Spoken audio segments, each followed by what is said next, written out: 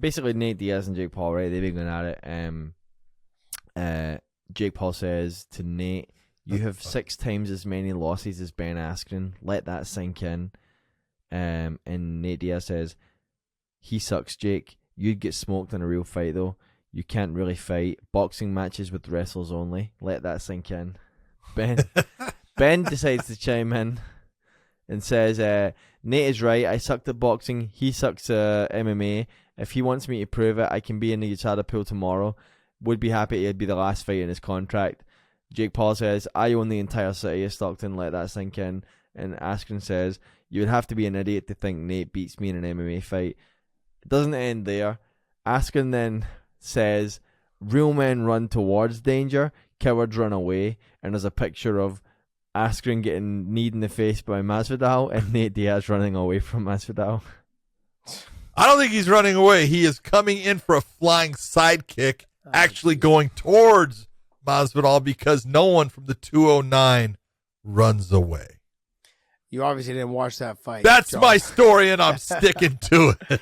That's the opening bell right there when Masvidal runs across and just thinking about throwing the fly in. That was exactly it was like the first start of the fight. Yeah. I thought it was like, great. I'm not going to end up as your highlight reel, dog. We're good. Nah.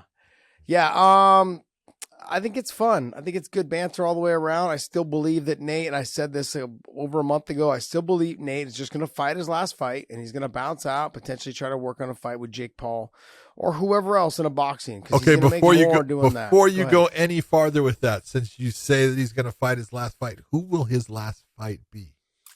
You know, it's really going to come down. Here's the thing. The UFC is going to try to get him beat. They're going to try to get him to fight whoever. Somebody in the top probably 5 or 6, not in 5, 6, 7, 8. It's really tough. They want him to fight Chimaev. Yeah, if he turns it down, that extends his contract for 4 or 6 months. I know. So they're just going to keep offering him the Chimaev fight. You know, they want him to fight Chimaev, and it's like not a good fight for him at all. No, they want Chimaev to have that name on his record. Yeah, but that's not a good fight for Nate Diaz, and Nate Diaz should turn it down. But the problem is every time he turns it down, it extends his contract. There you go. So and he wants to box the man he's talking with. Yeah, Dave, pull up the rankings. That's why Jake's chiming in, because he knows that there's probably already been some buzz between the two of them behind closed doors talking about, let's make this shit happen. Let's make some money. Like, if you're going to put him in there with somebody, he doesn't want to quite, they're going to try to put him in, I would say, with someone like a Bilal Muhammad. I mean, maybe a Stephen Thompson, because he ain't taking Stephen Thompson down. No. You know, and Stephen's going to piece him up on the feet. You know what I mean? Stephen can handle the cardio, the pressure, all that stuff. He fights really well under pressure. I mean, I understand. I believe the Chimaev thing is the most real situation. I want to know why it's Monday and Sean Brady's still at number 14. That's what I wanted to fucking know. You guys got to fix that shit. You guys got to fix that. But I mean, I could see them potentially giving him someone like a Sean Brady. I could see that happening. I don't know. If you want to have a fight that seems to would be entertaining at that, you know, in the welterweight, if you're going to have Nate stay at 170, I think Ponzinibbio, that would be a fun fight. Yeah. But then remember when Nate came out and he said, I ain't fighting nobody unless it's in the top 3? Well, that just fucks you up. 'Cause now you're just going to keep extending your contract. Yeah. They're not going to give you someone in the top 3 on your last fight on your contract. No. Now, look, you guys, when I say that I think he's going to leave, I have no fucking clue. Okay. I mean, like, I don't have the insider track on that. I'm just simply saying that I believe at this moment right now, he's leveraging one of two things. He's trying to get more money than he normally gets for him to stay. That's what the Diaz brothers have done. They've done it forever. That's what the Diaz brothers have done, and they've done it forever. Okay. I won't say we came up together, but we've been around in the same organizations. We've lived in the same area. I'm friends with Jake Shields, Gilbert Melendez. We all talk. We talk about, hey, this is kind of how we want to approach our contracts. Fighters talk, especially us in the Bay Area. We have found ways to communicate with each other and like, hey, what are you making? Hey, you doing well? Like, hey, how'd your contract go? You know, and we just figured it out, you know, like, and I really believe he's either leveraging the Jake Paul situation to go to boxing, or he's to get more money in the UFC for him to stay, or he's really he's really thinking about bouncing out to get that fight. Because all he's got to do is fight Jake Paul. Say one time, and I'm sure there's an automatic repeat. What's it called? Rematch clause in it. If he beats Jake, they're gonna fight again, and it's gonna end up being a bigger pay-per-view the second time.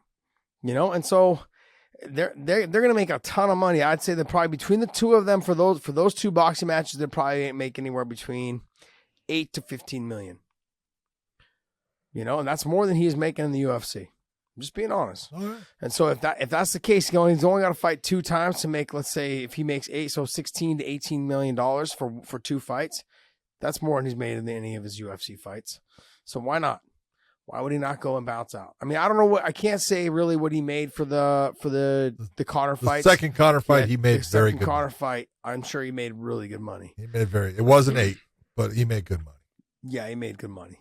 So I mean, he's doing well, but I think he understands that Jake Paul is not any of these guys. He's not a Gilbert Burns, a Colby Covington, a Leon Edwards, a Vicente Luque, Steven. Jake Paul is not any of those type of guys. Nope.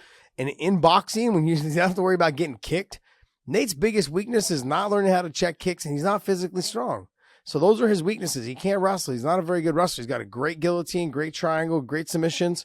Okay, but he's got good boxing. It's long. He knows how to stick and move.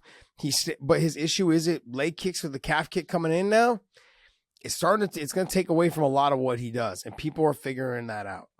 And so I think that it'd be smart for him to bounce out, get those 2 boxing matches. He's got to beat Jake Paul the first time, otherwise he ain't getting a rematch. If he beats him the first time and they fight the second time, that second one will be even more. And if he beats him again, if he loses to him the second time, I mean, I could see possibly a third, depending on how close it is. But I could also see if he beats them twice, that they both just ride off into the sunset, take their money and run, which is beautiful. Huh? So that's something you want for someone who's at his age. What is he, 33? Nate's what, 33? Oh, 36. So he's 36. Yeah, just do it, man. Like that, he wants out. That's my personal opinion, because you don't want to fight those guys in Murderer's Row in the top 10 in the UFC, because that's what he's been doing his whole damn career. He's been fighting the best guys. He's been staking his claim, like, I'm going to whoop all these dudes' asses. So, I'm a big fan of his. That's why. So I like what he does. I think he should leave and he should fight Jake and make the money. I'm all for it. What do you think? You take a look and you say, he's done it all. He really has. The only thing he hasn't done, he hasn't won that title. Okay? Yeah. I don't think he cares as much about titles as he cares about greens. He cares about the Benjamins. And which greens? He cares about both greens. Yeah, exactly. That's what I'm saying. He cares about the greens. Greens. He cares about the greens. He cares about the Benjamins, and he cares about the ganja. And it's all good, man. Hey, it's I love it. Take a look at a guy that has made a shitload of money. Mm-hmm. He's doing good, and he continues to do better. He's invested in a lot of good stuff. If he takes those fights with Jake Paul, he's going to make a lot more money, and he's set. It's awesome. Yeah, I mean, like, you got to look at it too. He's got a family now. He's got, a little one, and I think it's just it starts to wear on you. Like, okay, look, life after fighting is real. When you hit that 35, 36, 37-year-old, man, you start life after fighting is real. You start thinking about that type of shit. Yeah, and you want to be around. Yeah.